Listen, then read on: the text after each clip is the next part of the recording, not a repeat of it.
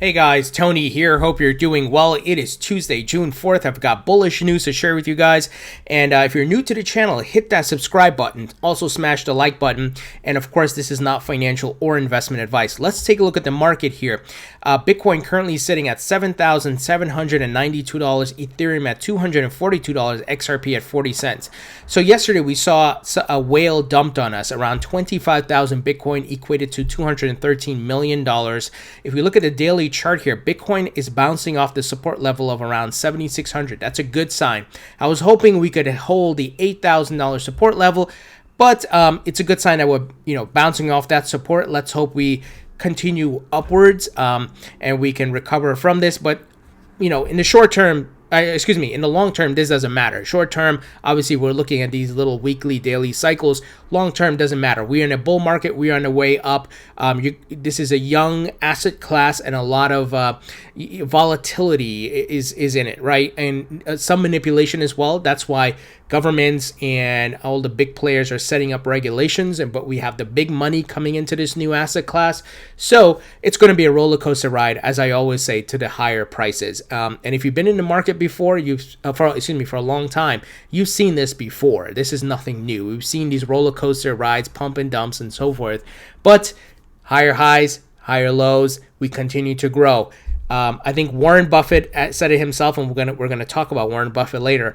That the transfer of wealth between folks is via the stock market is via patience, right? Having patience to go through market cycles, understanding that principle, and being able to wait for your asset to mature. Now, talking about big players. We've been talking about this for months, guys. When Samsung came out and said, hey, we're going to introduce a crypto wallet in our phone, and we're going to add crypto payments via Samsung Pay, I've been saying Apple will be right behind. They're not going to get left behind, guys. Likewise, with Fidelity, TD Ameritrade jumping into the crypto market, Goldman Sachs and Morgan Stanley are right around the corner. So if you understand business and capitalism and money and so forth, and about generating revenue and profits and all that, this is around the corner. And Apple here, this is just kind of like phase one. Apple's set to introduce CryptoKit in iOS 13.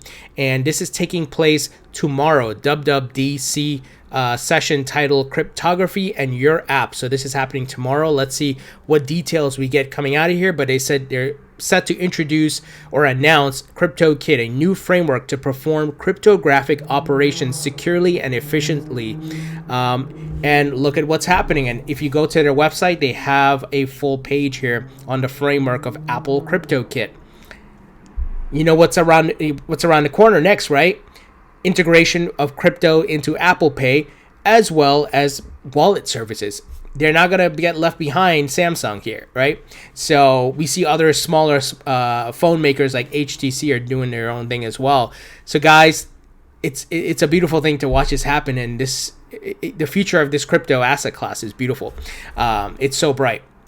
Now, speaking of big players as well, Michael Arrington, founder of TechCrunch, and very well known in the Silicon Valley and circles, definitely an investor. And many of you may have known him before crypto. I personally did, because I was a big fan of TechCrunch and followed a lot of what was going on in Silicon Valley. Well, since the crypto market emerged and so forth, he's gotten into crypto. And he, of course, started a hedge fund called Arrington XRP Capital. And they are a digital asset management firm, and they invest in a lot of blockchain and crypto companies. And why is there XRP in the name? Because it's denominated in XRP. Funds are moved in and out of with XRP. If you want to participate, you got to deposit XRP.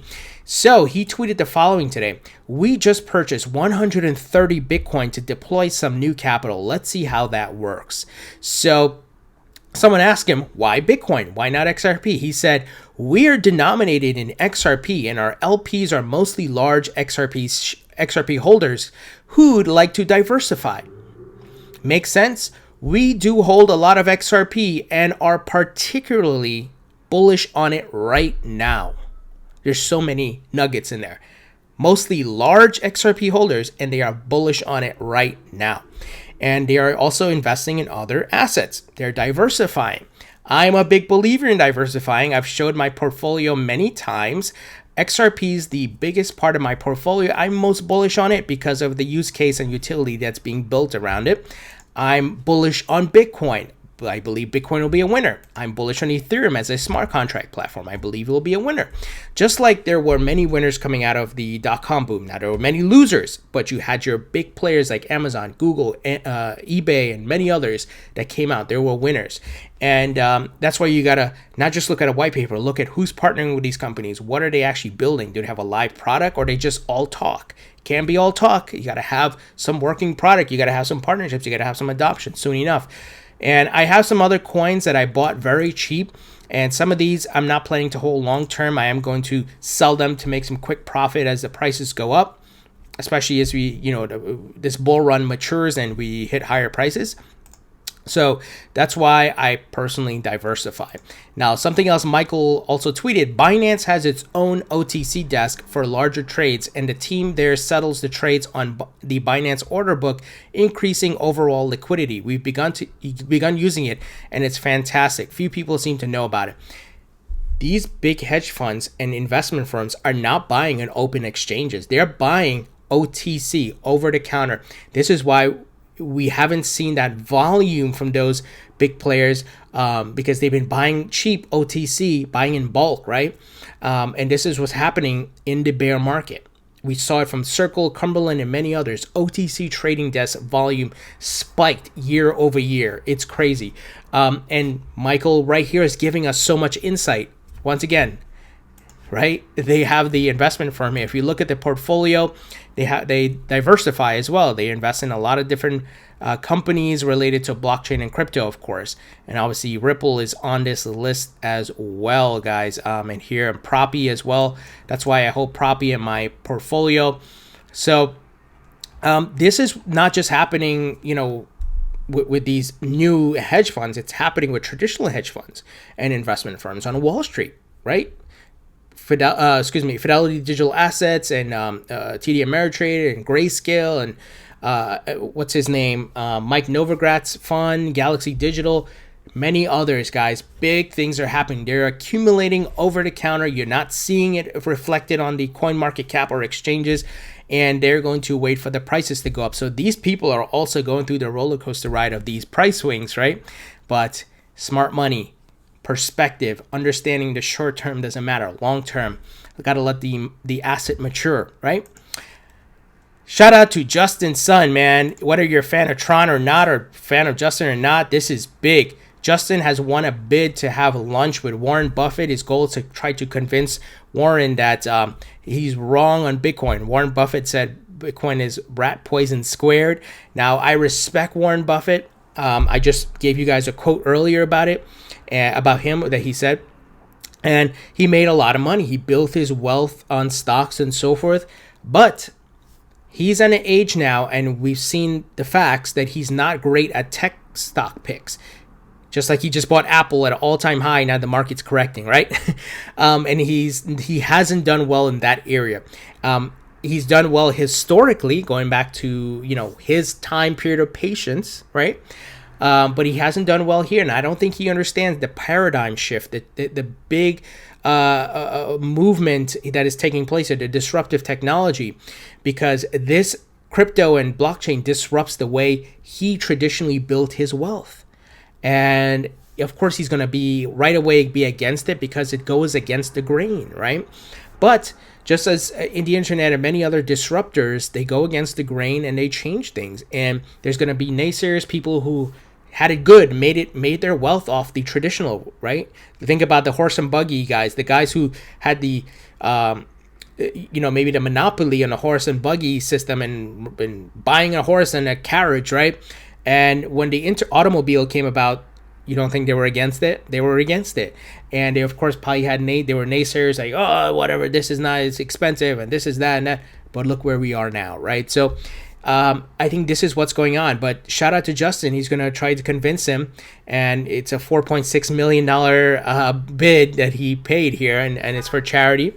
And Justin's also going to bring 7 other people. So let's see who he brings from the blockchain crypto space. But shout out to him. This is going to give crypto so much exposure, right? It already has. Look, they have Justin Sun on CNBC Squawk Box. already getting the media coverage. Crypto, Warren Buffett, big things are ahead, guys. Now, the SEC is suing Kik for its 2017 ICO. I'm not going to go into too much detail. Essentially, Kik did their ICO of their token KIN. The SEC is saying, hey, you violated our securities laws, and they're suing them. And we have to see what comes out of this, because this is going to set up precedents, because this is a big case, and there's a lot of ICOs that could probably be sued, right? However, the Token Taxonomy Act that is in Congress, if that could get passed, will position these utility tokens and cryptos outside of the 70-year-old securities laws. And they even mention here the Securities Law of 1933. Yeah, the Securities Act of 1933, which requires offerings to be registered. Guys, 1933, holy crap. So things have changed, and the SEC has not updated. They still think they can apply the stocks laws to crypto and utility tokens. So let's see where this goes, because if the SEC wins, it might set a precedence that we might hurt the booming innovation and disruptive technology here. However, if Kik wins, it will be great. And also, if the Token Taxonomy Act gets passed, that will position everything outside of the securities laws anyway. So let's keep an eye on this. Now, along those lines of clarity and regulations, California CPAs are pushing for crypto accounting clarity. And the California Society of CPAs is pushing for clarity in accounting and disclosure rules regarding cryptocurrencies, citing a lack of specific guidance with the USGAAP, the standard accounting protocols followed by the US. So these CPAs, guess what? It's not just about retail investors anymore, because you have Fidelity, TD Ameritrade, hedge funds, investment firms all getting in. These companies have to report their taxes. How are these CPAs going to treat the cryptos, right? So there's going to be a problem here. And these people are like, these accountings are like, what the hell are we supposed to do? And they need clarity. And this is the problem here in the US, where they're dragging their feet. And we know we have advocates from both sides of the aisles, bipartisan support, Warren Davidson, Darren Soto, Tom Emmer, many others. And they're trying to fight the fight, but there's still people in Congress and the SEC dragging their feet, guys. And I think we just got to be patient, but it is annoying to see how slow they're moving. But at least these people are making a push. There's people speaking up and trying to lobby and try to get people's attention. So putting out bills as well. So I'm hoping this can move faster. Now, just as we saw in the .com boom in the internet in the 90s, where you had different technologies and soft services being built, like email, instant messaging, and so forth, we're seeing a lot of different solutions being built around blockchain and crypto technology. So encrypted email service launches on Blockstack with Bitcoin features. An encrypted email service that uses Blockstack IDs is hoping to make online privacy tools more accessible, especially in the Middle East. With limited access to cryptocurrency exchanges being a common theme in the Middle East, especially, we have the CEO of Dmail here, Mohammed Abdu, said the ability to receive and send Bitcoin directly to the Blockstack ID's external cryptocurrency wallet could become a key feature in attracting users to this messaging service. So they're looking to improve email here and allow you to send crypto and so forth. So a lot of different technologies being built here, guys. This is innovation I'm talking about, the disruptive technology. And it's so young. There's still the naysayers. There's still the people not educated about it. And that's why I keep harping that patience is so important. This is a young asset class. And if you're patient, you will be rewarded. But, it sucks that, still people in the government and even high-profile influencers in the finance world are still against crypto. They don't understand what's taking place here. But it's a disruptive technology, and just like Blockbuster and many others that got disrupted and got left in the dust, right? We will keep moving on. Change is inevitable. And hope you guys see what's happening here. So would love to hear what you guys think.